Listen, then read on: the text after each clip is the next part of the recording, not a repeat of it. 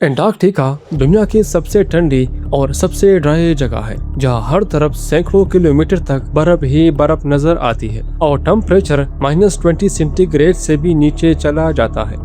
पहली नजर में लगता है कि ऐसी जगह पर पानी का एक कतरा भी फौरन बर्फ बन जाना चाहिए, लेकिन तकरीबन 100 साल तक साइंटिस्ट एक ऐसी रात से हैरान रहे जो साइंस के तमाम अंदाजों को चैलेंज करता था। टाइलर ग्लेशियर के बिल्कुल दरमियान से लगातार एक खून जैसा सुर्ख ज़ुंग आलूद वाटरफॉल निकलता रहता है। सबसे हैरत अंगेज बात यह है कि ये शदीद सर्दियों में भी जमता नहीं, बल्कि मुसलसल बहता रहता है, जैसे फिजिक्स की लॉ को ही चैलेंज कर रहा हो। कई सालों तक साइंटिफिक कम्युनिटी के लिए ये एक ऐसी मिस्ट्री बनी रही जिसका कोई वाज़ेह जवाब नहीं था। साइंटिस्ट ने एक के बाद एक थ्योरी पेश की, लेकिन असल राज उस टाइम सामने आया जब उन्होंने वो चीज डिस्कवर की जो मिलियन साल से इंसानी निगाहों से छुपी रही। आखिर इतने जबरदस्त प्रेशर के नीचे लिक्विड वाटर फ्रीज क्यों नहीं होती, और कैसे कुछ लिविंग ऑर्गेनिज्म ऐसी जगह सरवाइव कर गए जिसे कभी जिंदगी के लिए बिल्कुल नामुमकिन समझा जाता था। 1911 में ब्रिटिश एक्सप्लोरर रॉबर्ट स्कॉट की एक्सपीडिशन एंटार्कटिका की अनजान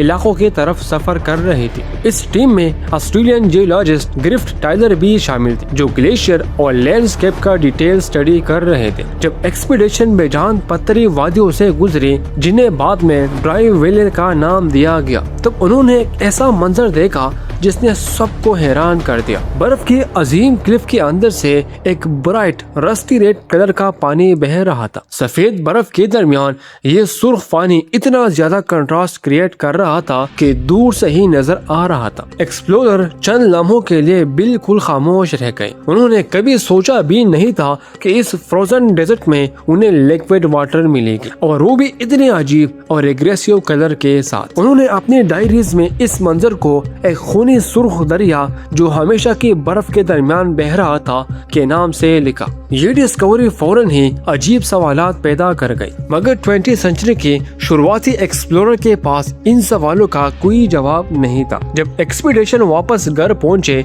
तो न्यूज़पेपर्स और साइंटिफिक सर्कल में इस मिस्टीरियस फेनोमेना पर जबरदस्त बहस शुरू हो गई। खुद ग्रिफ्ट टाइलर ने सबसे पहली बायोलॉजिकल थ्योरी पेश की। उनका ख्याल था कि पानी का ये अजीब सुर्ख रंग शायद रेयर माइक्रोस्कोपिक रेड एल्गी की वजह से हो। उस जमाने में साइंटिस्ट दुनिया की मुख्तलिफ फ्रोजन लेक्स और बोन में ऐसे माइक्रोस्कोपिक ऑर्गेनिज्म डिस्कवर कर चुके थे, इसलिए ये एक्सप्लेनेशन सबसे लॉजिकल और सिंपल लग रही थी। लेकिन आम लोगों और मीडिया ने इससे भी ज्यादा ड्रामेटिक थ्योरीज बनाना शुरू कर दी। कुछ न्यूज़पेपर ने लिखा कि एंटार्कटिका की मोटी बर्फ के नीचे एक्टिव वोल्केनोज मौजूद हैं, जो अंडरग्राउंड लेक को गर्म रखते हैं और उनका पानी बाहर निकलता रहता है। कुछ लोगों का मानना था कि नीचे हाइडन जियोथर्मल एनोमलीज और मिस्टीरियस वार्म केव हैं, जहां से अननोन मिनरल के साथ गर्म पानी निकलता है। हर तरफ अफवाहें और थ्योरी ही थ्योरी थी, लेकिन उस दौर में एंटार्कटिका की सख्त क्लाइमेट की वजह से इन क्लेम को वेरीफाई करना लगभग नामुमकिन था।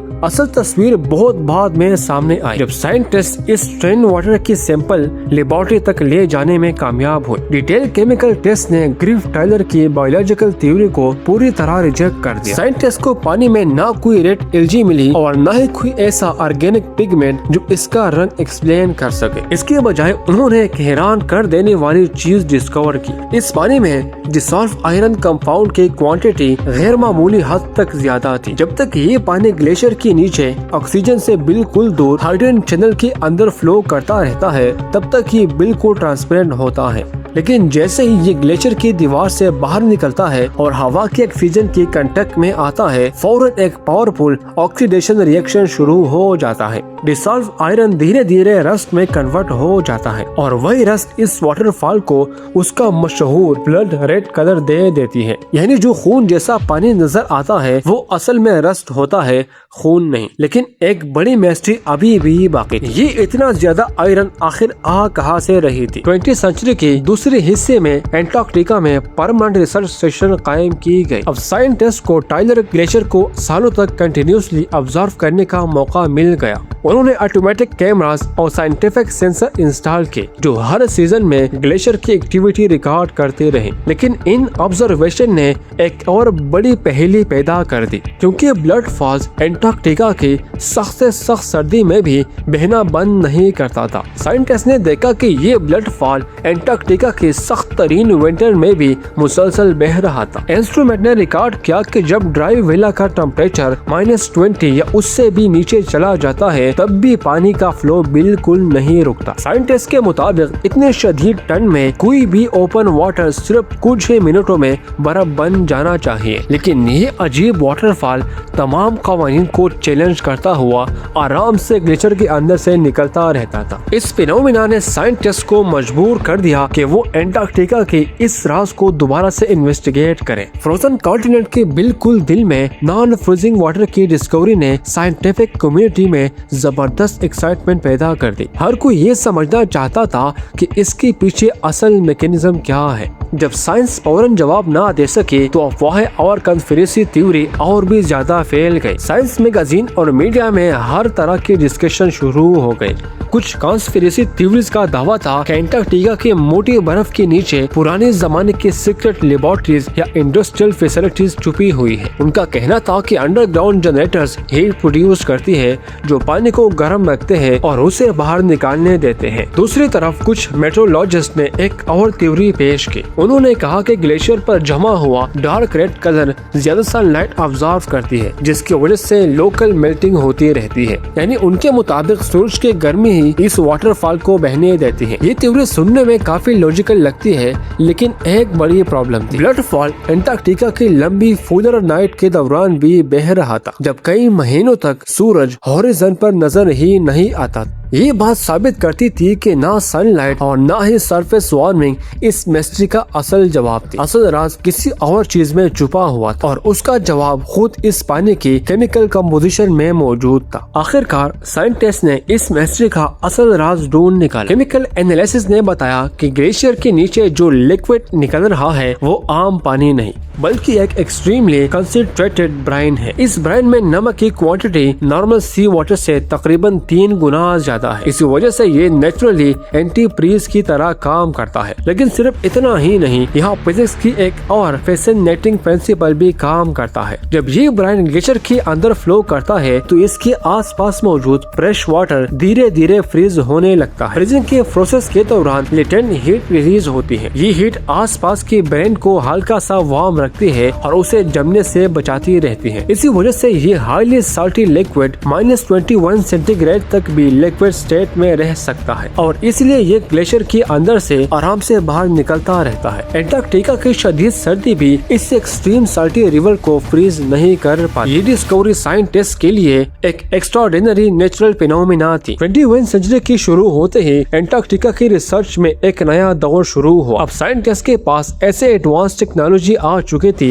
जो ग्लेशियर के नीचे देखे बगैर ड्रिलिंग की भी इंफॉर्मेशन दे सकती थी। रिसर्च टीम ने powerful ground penetration radar GPR और रेडियो साउंडिंग सिस्टम का इस्तेमाल शुरू किया। ये इंस्ट्रूमेंट डेंस आइस के अंदर सिग्नल भेजती थी और वापस आने वाले रिफ्लेक्टेड सिग्नल से नीचे छुपे स्ट्रक्चर का पता लगाती। साइंटिस्ट ने ये इक्विपमेंट हेलीकॉप्टर पर इंस्टॉल किया और टाइलर ग्लेशियर के ऊपर सिस्टमेटिक फ्लाइट शुरू कर दी। हर फ्लाइट के साथ ग्लेशियर के अंदर की एक डिटेल मैप तैयार होती गई। जब तमाम डेटा एनालाइज किया गया तो रिजल्ट ने पूरी साइंटिफिक कम्युनिटी को हैरान कर दिया। रेडार ने ग्लेशियर की बिल्कुल नीचे बहुत बड़ी अंडरग्राउंड कैविटीज डिटेक्ट की। साइंटिस्ट को पता चला कि वहाँ सिर्फ एक हाइडन लेक नहीं बल्कि साल्टी ब्राइन से भरा हुआ एक जायंट अंडरग्राउंड हाइड्रोलिक नेटवर्क मौजूद है। ये नेटवर्क क्रैक्स, चैनल और एंशिएंट सेटलमेंट्स के एक कॉम्प्लेक्स सिस्टम था जो मिलियन साल से ग्लेशियर के नीचे छुपा हुआ था। इस डिस्कवरी ने एक बार फिर दुनिया भर के साइंटिस्ट के दरमियान नई डिबेट्स और नई थ्योरीज को जन्म दिया।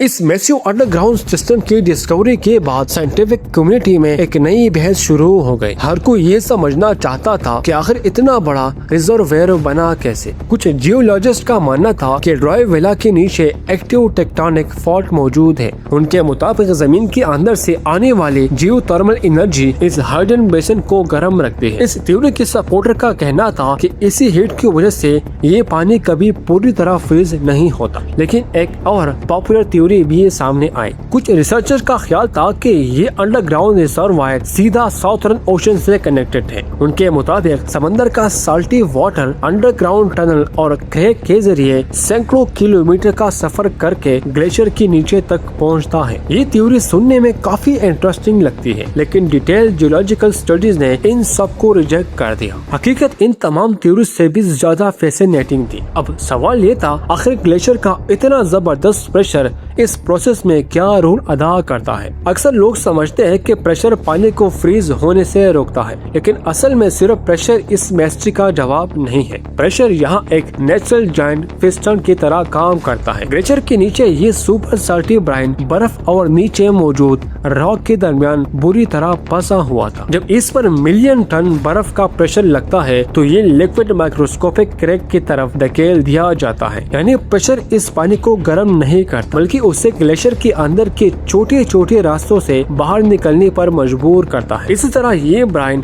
धीरे धीरे टाइनल ग्लेशियर की दीवार से बाहर सिर्फ करता रहता है। लेकिन साइंटिस्ट को अभी भी एक सवाल का जवाब चाहिए था, इस हाइडन ब्राइन का असल कंपोजिशन क्या है। और इसका राज जानने के लिए उन्हें ग्लेशियर के अंदर से बिल्कुल फ्रेश सैंपल कलेक्ट करने पड़े। ब्लड फॉल्ट की मिस्ट्री को पूरी तरह समझने के लिए साइंटिस्ट को एक बिल्कुल नया सैंपलिंग मेथड डेवलप करना पड़ा। उन्हें पता था कि ग्लेशियर के सरफेस से सैंपल लेना बेकार होगा, क्योंकि बाहर आते ही हवा और एनवायरनमेंट पानी की ओरिजिनल केमिस्ट्री को फौरन बदल देते हैं। इसलिए रिसर्चर्स ने बहुत एहतियात के साथ ग्लेशियर में छोटी ड्रिलिंग की और सीधा उस इंटरनल कैविटी तक पहुंच गए जहां से प्रेशर के साथ ब्राइन निकलता रहता है। उन्होंने specially design air tight vacuum tube का इस्तेमाल किया ताकि सैंपल हवा के कांटेक्ट में आए बगैर ही कलेक्ट किया जा सके। यानी साइंटिस्ट ने कोशिश की कि ये लिक्विड ओपन एयर में एक लम्हा भी एक्सपोज ना हो। जब ये सीड सैंपल लेबोरेटरी में लाए गए तो केमिस्ट पहली बार एंटार्कटिका के इस मिस्टीरियस वाटर को उसकी ओरिजिनल स्टेट में देखने में कामयाब हुए। और जो उन्होंने देखा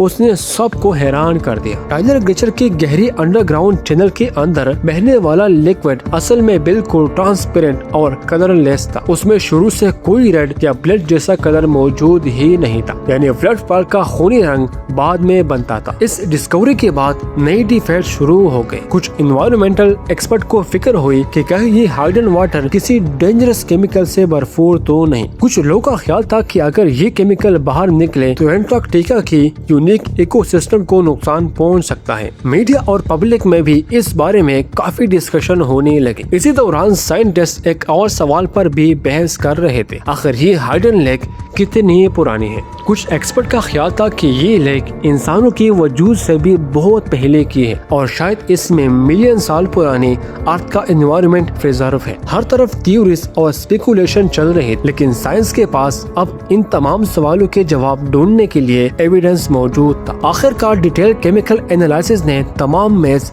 और फियर को खत्म कर दिया। सैंपल केमिस्ट्री ने वो राज खोल दिया जो एक सदी तक दुनिया के लिए मिस्ट्री बनी रही। ब्लड फॉल की मिस्ट्री को पूरी तरह समझने के लिए साइंटिस्ट को एक बिल्कुल नया सैंपलिंग मेथड डेवलप करना पड़ा। टेस्ट ने प्रूव कर दिया कि ग्लेशियर के नीचे का पानी बिल्कुल नेचुरल है, इसमें कोई टॉक्सिक केमिकल या मिस्टीरियस सब्सटेंस मौजूद नहीं। अब असली राज सामने आ चुका था। ट्रांसपेरेंट पानी ब्लड रेड कैसे बनता है? इसका जवाब था ऑक्सीडेशन। ग्लेशियर के नीचे मौजूद इस आइसोलेटेड लेक में फ्री ऑक्सीजन बिल्कुल नहीं होती। इसकी वजह से डिसॉल्व फेरोज आयरन अपनी ओरिजिनल इनविजिबल स्टेट में रहता है। लेकिन जैसे ही ये पानी ग्लेशियर से बाहर निकलता है और हवा की ऑक्सीजन के कांटेक्ट में आता है, फौरन केमिकल रिएक्शन शुरू हो जाती है। फेरोस आयरन ऑक्सीजन के साथ रिएक्ट करके आयरन ऑक्साइड यानी आम जुबान में रस्ट में तब्दील हो जाता है।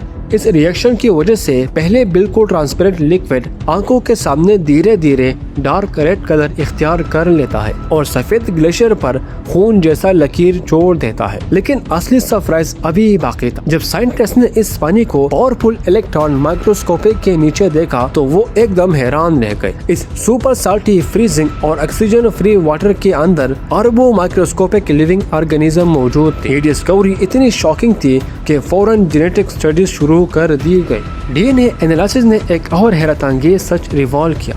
ये हाइडन लेक तकरीबन 1.5 मिलियन साल पहले टाइडल ग्लेशियर के नीचे सील हो गया था। यानी इतने अरसे तक ये माइक्रोस्कोपिक लाइफ दुनिया से बिल्कुल अलग अपने ही आइसोलेटेड इकोसिस्टम में इन्वॉल्व होती रही। ना सनलाइट, ना फ्रेश ऑक्सीजन और ना ही सरफेस का कोई क्लाइमेट चेंज, फिर भी ये ऑर्गेनिज्म जिंदा रहे। साइंटिस्ट को एहसास हुआ कि उन्होंने एंटार्क्टिका की सबसे पुरानी असली रेजिडेंस डिस्कवर कर ली है। ऐसे ऑर्गेनिज्म जो कई आइस एज सर्वाइव कर चुके थे। ये डिस्कवरी इतनी बड़ी थी कि इसने बायोलॉजी के पुरानी बिलीफ्स को हिला कर रख दिया। साइंस को दोबारा सोचना पड़ा, क्या जिंदगी के लिए वाकई सनलाइट और नॉर्मल कंडीशन जरूरी है? कई सालों तक साइंटिस्ट का ये यकीन था कि सनलाइट और फोटोसिंथेसिस के बगैर कॉम्प्लेक्स लाइफ सरवाइव नहीं कर सकते। टेक्स्ट बुक्स और साइंटिफिक रिपोर्ट भी ये कहती थी कि जहाँ रोशनी ना हो वहाँ जिंदगी का होना लगभग नामुमकिन है। और एंटार्क्टिका की इस हाइडन लेक में तो सिर्फ अंधेरा ही अंधेरा था। ना सूरज की रोशनी, ना ऑक्सीजन और टेम्परेचर भी हद से ज्यादा कम। एक्सट्रीम सैलिनिटी और शदीद सर्दी की वजह से इस जगह को एक कम्प्लीटली डेड जोन समझा जाता था। कुछ लोग तो ये भी समझते थे कि ग्लेशियर का जबरदस्त प्रेशर किसी भी लिविंग सेल को फौरन तबाह कर देगा। लेकिन ब्लड फॉल के माइक्रोस्कोपिक ऑर्गेनिज्म ने ये तमाम पुरानी बिलीफ्स गलत साबित कर दिए। उन्होंने प्रूव कर दिया कि जिंदगी उन जगहों पर भी सरवाइव कर सकती है जहाँ इंसान ने कभी सोचा भी नहीं था। साइंटिस्ट ने आखिरकार समझ लिया कि ये ऑर्गेनिज्म जिंदा कैसे रहते हैं। ये फोटोसिंथेसिस नहीं बल्कि केमोसिंथेसिस का इस्तेमाल करते हैं। कंप्लीट डार्कनेस में ये एनारोबिक बैक्टीरिया एनर्जी हासिल करने के लिए सल्फेट और आयरन के दरमियान केमिकल रिएक्शन का सहारा लेते हैं। यानी इन्हें सरवाइव करने के लिए सनलाइट की बिल्कुल जरूरत नहीं होती। ये सराउंडिंग रॉक से आयरन हासिल करते हैं और अपने मेटाबॉलिज्म के जरिए उसे केमिकल फॉर्म में तब्दील कर देते हैं। तकरीबन 1.5 मिलियन साल से चलने वाला ये प्रोसेस ही अंडरग्राउंड वाटर में डिसॉल्व आयरन की इतनी बड़ी क्वांटिटी जमा करता रहा। और जब ये आयरन रिच वाटर ग्लेशियर से बाहर निकलता है तो ऑक्सीजन की कांटेक्ट में आकर रस्ट बन जाता है। इसलिए ब्लड फॉल का रंग खून जैसा नजर आता है। ये डिस्कवरी सिर्फ एंटार्क्टिका के मिस्ट्री सॉल्व नहीं करती बल्कि स्पेस एक्सप्लोरेशन के लिए भी बहुत अहम साबित हुई। एस्ट्रोनॉमर और एस्ट्रोबायोलॉजिस्ट को यकीन हुआ कि अगर एंटार्क्टिका के नीचे ऐसी लाइफ मौजूद हो सकती है तो शायद दूसरी ऐसी वर्ल्ड पर भी हो। आज ब्लड फॉल सिर्फ एक नेचुरल वंडर नहीं बल्कि एस्ट्रोबायोलॉजी का सबसे इम्पोर्टेंट रिसर्च साइट में से एक है। टाइडल ग्लेशियर के नीचे का environment, complete darkness, extreme cold, high pressure और ऑक्सीजन की कमी, ये सब कंडीशन उन वर्ल्ड से मिलती है जहाँ साइंटिस्ट फ्यूचर में लाइफ ढूंढना चाहते हैं। इसलिए यहाँ से ली गई सैंपल नासा को फ्यूचर स्पेस मिशन की इंस्ट्रूमेंट्स टेस्ट और कैलिब्रेट करने में मदद देते हैं। ब्लड फॉल ने हमें एक बहुत बड़ी बात सिखाई कि जिंदगी सिर्फ सरवाइव ही नहीं करती बल्कि मिलियन साल तक एक्सट्रीम आइसोलेशन में भी फ्लोरिश कर सकती है। कभी कभी जिंदगी को सूरज की रोशनी की जरूरत नहीं होती, सिर्फ पत्थरों और आयरन की केमिस्ट्री ही उसके लिए काफी होती है। और शायद इसी वजह से आज साइंटिस्ट को पहले से ज्यादा उम्मीद है कि हम इस कायनात में तन्हा नहीं है। एंटार्क्टिका का ब्लड फॉल हमें याद दिलाता है कि जिंदगी हर उस जगह जन्म ले सकती है जहां हम उसका तस्वुर भी नहीं करते।